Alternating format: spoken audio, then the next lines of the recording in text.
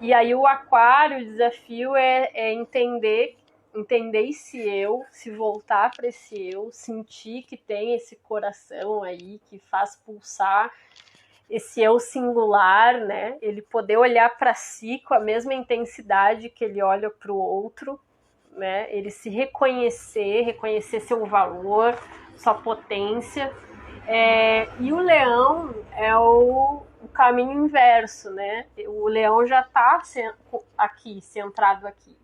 Ele precisa aprender a dividir, né? Então ela fez uma analogia que eu achei muito bacana, né?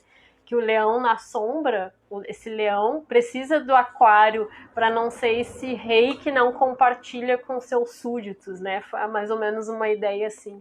E o aquário, por sua vez, né, precisa também, antes, né, de compartilhar, de disseminar esse conhecimento, de fazer esses intercâmbios, também se voltar para essa sua riqueza, né, para essa sua nobreza, consciente, né, da sua própria voz, né. Então eu achei tão linda a forma como ela construiu, que eu tentei passar aqui, né, porque eu acho que é super válido para a gente pensar essa questão de luz e sombra, né, e do quanto está implicado aí a gente filtrar situações, né, para que a gente reconheça quando a gente está realmente vibrando na luz desses dois, né? Esse é o desafio, a gente vibrar na luz, aqui no meu caso, né, de aquário e de leão, por exemplo. Tem a casa, mas a casa eu vou deixar para falar na próxima live, né, junto com o ascendente.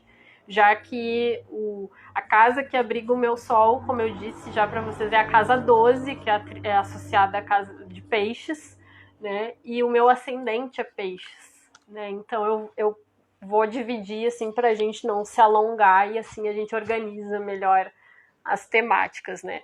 Mas para finalizar assim a questão das sombras, eu queria trazer um exemplo que me marcou bastante, que eu acho que pode ser super válido para quem está aí, para alguém que escutar. Eu tenho uma amiga chamada Fernanda, aliás, ela é aquariana, também de aniversário hoje. Eu quero deixar um beijão para ela aqui também, tudo de bom. E a Fernanda, né, me autorizou a falar o nome dela aqui.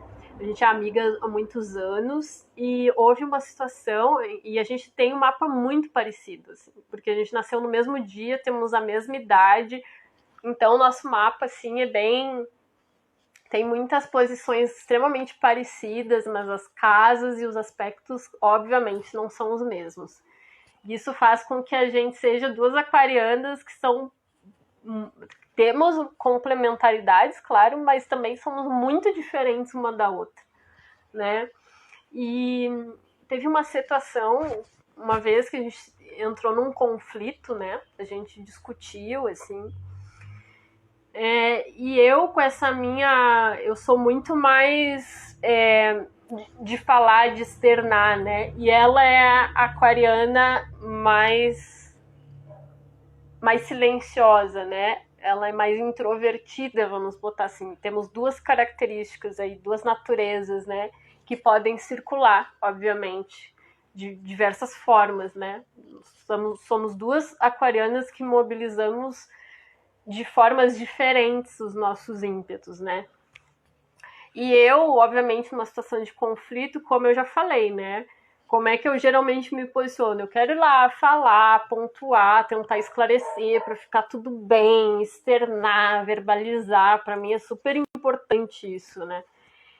E ela, naquela situação, ela não conseguia falar, ela não agiu assim, ela se fechou, ela ficou sem falar comigo, né? E teve um momento que eu fui lá e confrontei. Eu disse: Fernanda, fala comigo, tu não vai dizer nada, a gente precisa conversar, isso não pode ficar assim. E aí ela me falou algo, gente, que impactou tanto em mim. É algo super simples, mas de uma riqueza, assim, para mim, parece que caiu a ficha, assim, e até hoje eu busco me orientar nessa fala. Ela disse algo do tipo assim, ó, quando eu fui até ela, né? Ela disse assim: Marice, eu não consigo falar agora, e ela disse assim, tu pedir para eu falar nesse momento seria a mesma coisa que eu te pedir para te não falar. Aí aquilo foi assim uma bufetada em mim, no bom sentido. Naquele momento, e aí eu até falo para ela que isso é extremamente bakhtiniano, né?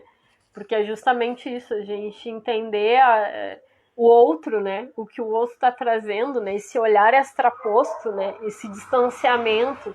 Então notem que enquanto eu estava ali querendo fazer valer o que era importante para mim, porque para mim era importante falar, para mim era importante verbalizar, esclarecer. Para ela não que ela não quisesse fazer aquilo, mas entendem que é outra forma de agir diante de uma mesma situação. As pessoas reagem das mais diversas maneiras. E a gente entender que não tem certo e errado, muito menos a gente julgar que o certo é aquilo que a gente quer e como a gente quer mobilizar, né? Naquele momento ela me mostrou assim, olha, eu não vou falar, eu não vou falar, ok, entendo a tua demanda, mas é impossível, né? E busca entender, seria a mesma coisa que tu não poder externar aquilo que tu quer. E aí eu vi, né, o quanto era doloroso, talvez, para ela, né, pedir que ela falasse naquele momento. Algo que para mim era muito fácil, né, era muito tranquilo, para ela não era. E um silêncio para mim era extremamente difícil, né? Então foi um momento assim super conflitante, mas essa frase assim eu levo como um mantra assim na minha vida.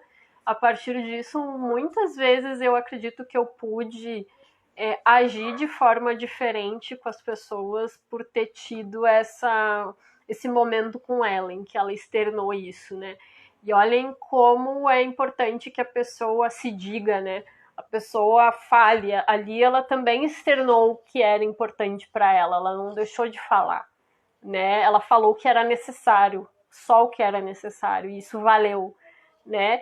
Então, a partir daquele momento eu consegui, né, recuar, né? Porque eu estava ali em cima, né? Não estava respeitando também o momento dela. Foi muito importante para mim ver o que era importante para ela naquele momento, ver dessa maneira. Isso me ajudou muito. Isso aconteceu alguns anos atrás já, então de lá para cá me ajudou muito em outras relações, quando outras situações semelhantes aconteceram, né? Então queria dividir com vocês, né? Então olha como algo muito simples pode impactar, né, na nossa vida. E eu acho que isso está justamente ligado a essa sombra, né? Tanto a luz quanto a sombra do aquário.